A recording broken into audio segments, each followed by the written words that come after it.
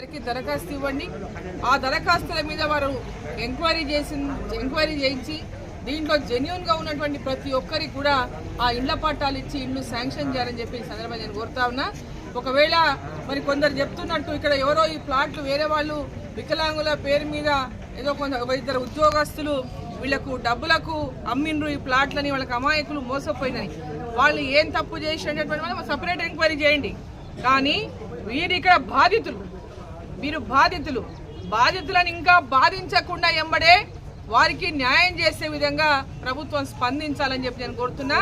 జిల్లా నుంచి ముఖ్యమంత్రి గారు ఉన్నారు కాబట్టి మరి ఇటువంటి సంఘటనలు ఎక్కడ కూడా మళ్ళీ జరగకుండా, పేదవాళ్ళ గూడును కూల్చకుండా వారి యొక్క సమస్యలను వెంబడే అధికారుల ద్వారా తెలుసుకొని అటువంటి నిరాశ్రయులైనటువంటి వారిని, ఎలాంటి ఇల్లు లేనటువంటి వాళ్ళకి వెంబడే వారికి ఇంటి నిర్మాణం చేపించే విధంగా తగు చర్యలు తీసుకొని మరి వీరికందరికి పేదవాళ్లకు న్యాయం చేయాలని చెప్పి